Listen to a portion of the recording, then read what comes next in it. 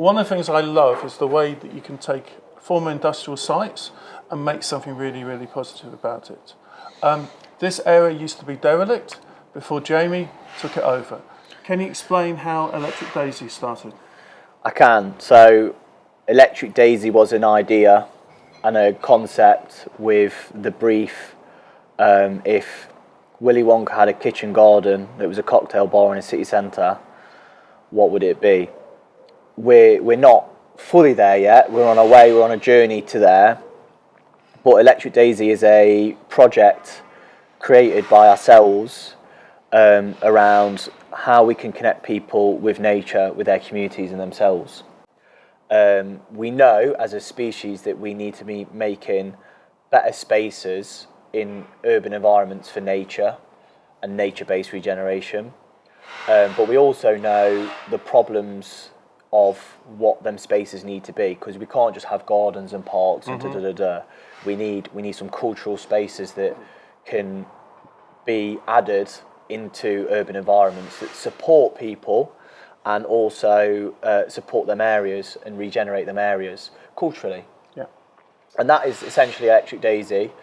How Electric Daisy started was a fair few conversations with a fair few different stakeholders. We kind of toyed with the idea with our friends at Eden Project and our friends at Catapult Theme Design Experience Agency. So we worked with them guys and we talked about what Derby would need and what would be good for the space and for the area. And that's kind of where Electric Daisy came from.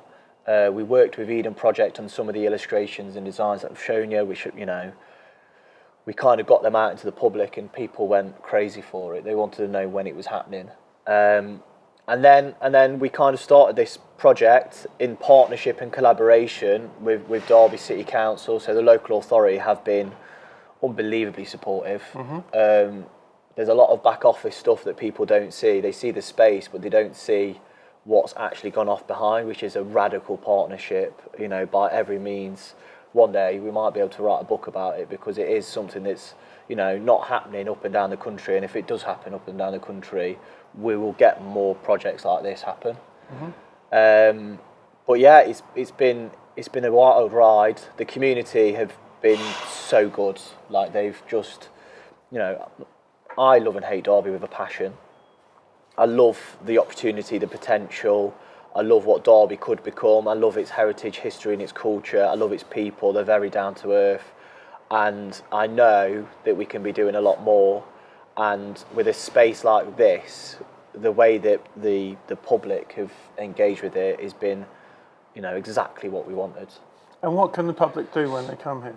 What sort of events do you have? Oh, yeah. So our event range is so diverse. We do stay and play sessions for young families.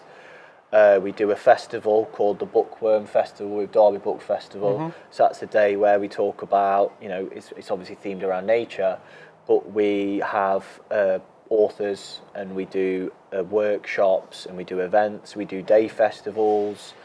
We do volunteer sessions, we do gardening workshops, we do comedy nights, we do film screenings, we do talks, we do gigs, we do house music events, we do brunches, like whatever's out there we do. But the beauty of this space is that it all comes back to nature. Which everything does come back to nature. Yeah. And the whole point is this space is kind of, you feel it. And you know, this space creates that vibe. We do food and drink, so we've got a barbecue, we've got a bar, and we've got a pizza oven. We're really keen to kind of add to our offering food-wise, so we're doing pop-ups. One of the events, which is one of the events that blew last year away, was Feed. So Feed is an event where we take, we do a 15-mile radius from the city centre, and we find local producers and we create a seasonal menu each season, and we do a feed. And there's 48 tickets and they pretty much go straight away. So we did one for summer, autumn, winter last year. and the food was fantastic. Like, it was just amazing. And you've shown behind us, there's a site back there. So what are your plans for expansion in the future? So with this site, obviously we've got the Great British Weather. You know, we were about connecting with people with nature. And to be honest, we've had people out in -2 here, and we've had sellout events for New Year's Eve outdoors in this space. But what we really want is to kind of, you know, we're level 3 out of 10 with this site, and it's been really well received. But we want an indoor venue, and we need a home down to earth that runs electric days. You need a home. So the building over there, we want to take that space and refurb that building. The building behind us, we want to make that an indoor greenhouse, so an urban greenhouse essentially, and not only for a venue but for an educational space, and not only for an educational space that we do workshops and sessions, and we can, you know, educate people from early years to, you know, postgraduate, but also businesses.